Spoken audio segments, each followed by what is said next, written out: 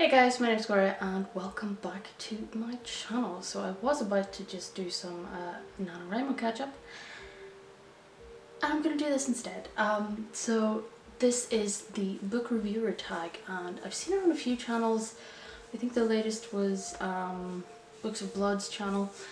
I wasn't tagged in this or anything, but I thought I would do it anyway because I am a book reviewer. So I'm not sure. I'll put down below where I think this actually came from. This tag was created by Read a Book Gem and I'll link their video down below. But a lot of people have been doing this, so it's got 10 questions related to book reviewing.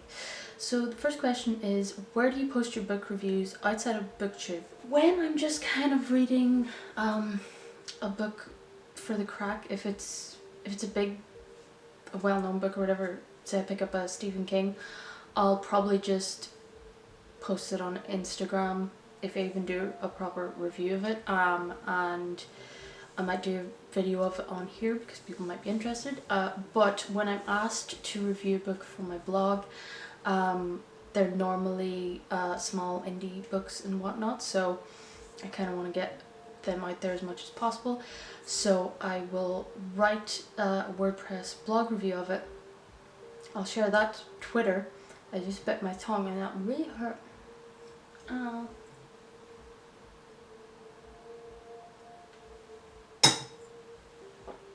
After Twitter, I then post some pictures that I think are cool, and I'll post a review on Instagram. Then I will also review it on my Goodreads and Amazon.co.uk. I don't have an Amazon.com account. Stop asking me to post reviews there. I'm not opening a single other freaking account on the internet for any reason. There's too many usernames and too many passwords. You'll just have to make do with Amazon.co.uk. So yeah, I used to put them, I started like Gloria McNeely Writer is a Facebook page as well.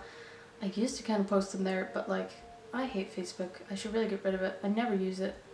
And nobody ever saw them anyway, and Facebook is just the worst for trying to promote things, so even though they own Instagram as well, so but yeah, pretty much everywhere. Question number 2, what is your star rating system?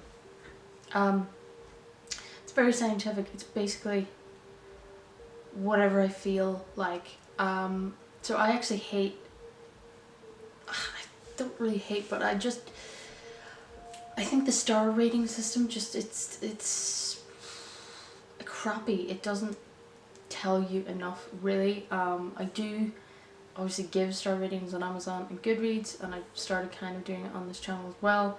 I'll just tell people what I'm gonna give it on Goodreads, but I don't really like the star rating system. People like Murs from Harpies in the Trees has like her own sort of thing where she'll score a book for like the characters and the plot and the whatever else, and then she'll add that all up and do some magic and come out with a star rating system. I'm not good enough with maths for that, but it's kind of just, for the star rating, it's kind of just what I feel it should go for. But like, there'll be 2 books that I've rated 4 stars each, and it'll be for completely different reasons, and I could still really like one above the other, and they're just not really comparable. But basically it's just whatever I feel like. If it's like, if I don't think it should have been made, it'll get a 1 star. If I think it's just badly written, badly researched, and offensive in some way, or just offensive to the written word, I'll give it 2 stars. If it's alright, if it's fine as a book, then I'll give it 3 stars. 4 stars is good. I'll probably read it again. I'll tell other people to read it. And 5 stars is, I'm getting a physical copy and I'm putting it on my bookshelf and I love it. But I really want to do, I've been meaning to do a video for ages about book reviews and the sort of relationship between writers and book reviewers, and writers and their book reviews, and star ratings and stuff, and the expectations or the obligations some people think people have. So that will be coming when I get my thoughts together on that. The next question is, convince me to read a favorite book of yours in no more than 5 words. Fuck. What is a favorite book of mine? I don't know. Okay, I really like Firestarter by Stephen King. Let's just pick that one randomly.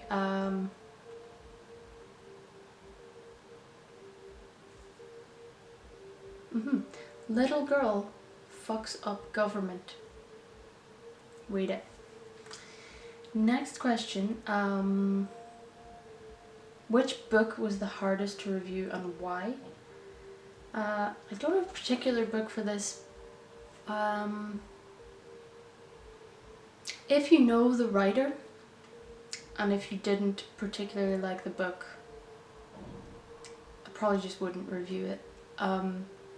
Again, this goes into that video I want to make about how some writers review books, but or some writers view reviews of their books. But the hardest ones to review for me, I think, are short story collections. Are a little bit difficult because you're just kind of all over the place. You can't really, it's difficult to kind of describe them if they're all sort of mixed up in different themes and stuff, especially with different writers. I think Books of Blood said that as well. I definitely agree with that. Really long, overly complicated book, or if it's a book that there's some books where if you say anything it's basically a spoiler, and those are really hard to review, especially if you really like it or you really don't like it. You can't explain to people why exactly that is, because it's just it's too complicated, or there's too many moving parts, or from the get-go it's a spoiler. So those are kind of difficult. Question number 5 is, are there any books you won't review or give a star rating to out of principle? Yeah, sure. So if it was a terrible person,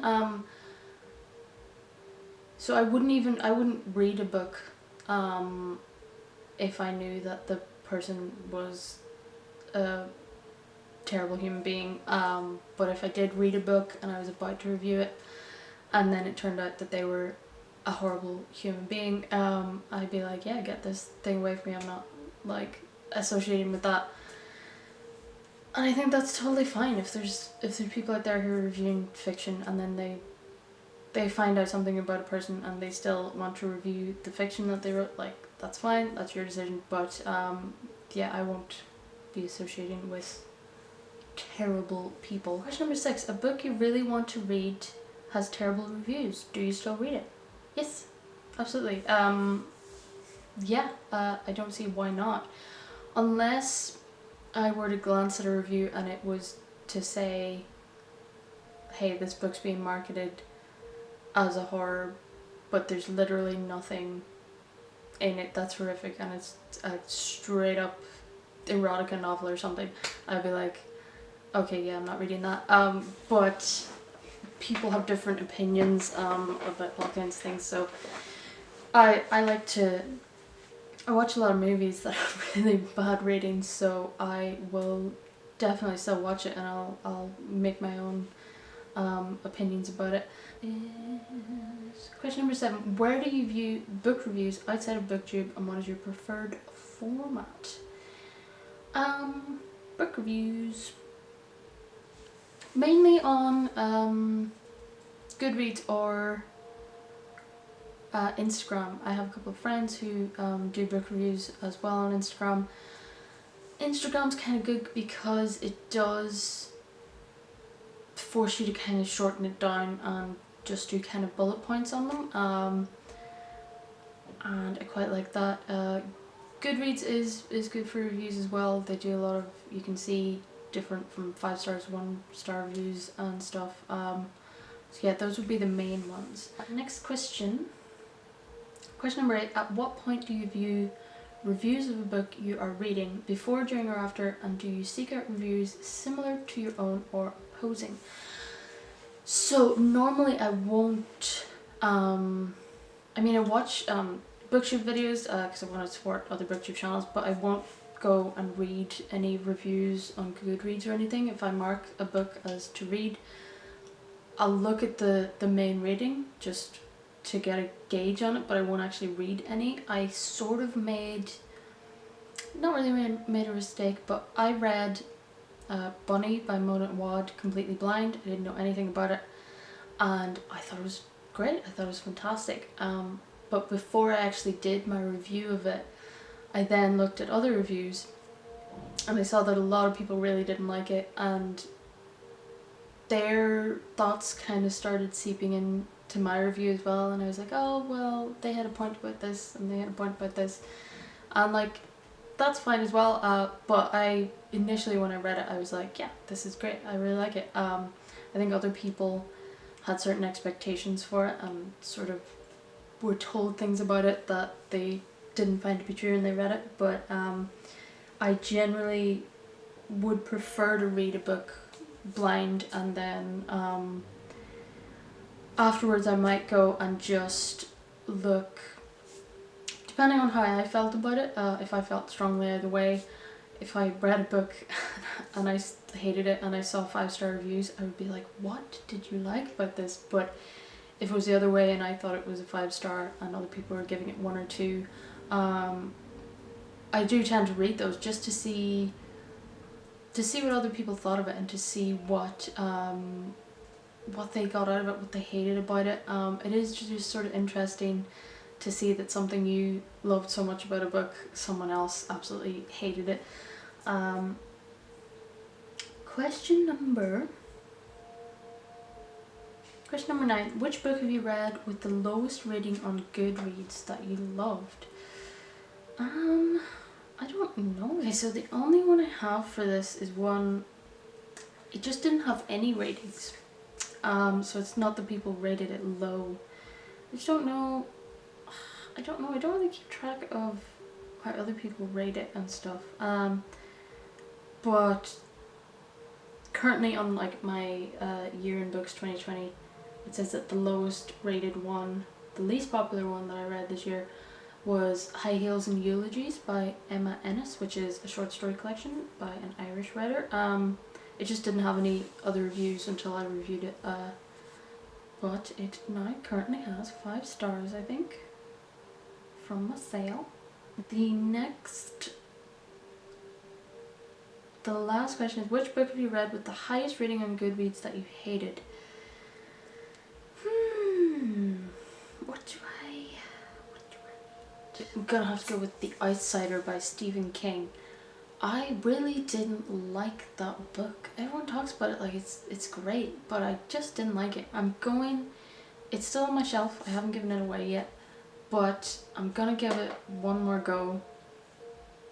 I never did a review on that or anything, so I'm gonna read it a second time, and then I might do a video review of just what I didn't like about it, because other people seem to really like it, but I just didn't. I don't really get why other people liked it so much either. So I'll probably do I will probably do a review on that. That is the book reviewer tag. You should check out the original video, which I'll link down below. There's plenty of other booktubers as well who've done this. I should probably get back to writing. I don't want to. So thank you so much for watching. I'm going to finish my mimosa. If you like what I'm doing here, you can like and subscribe down below, and I shall see you in the next video.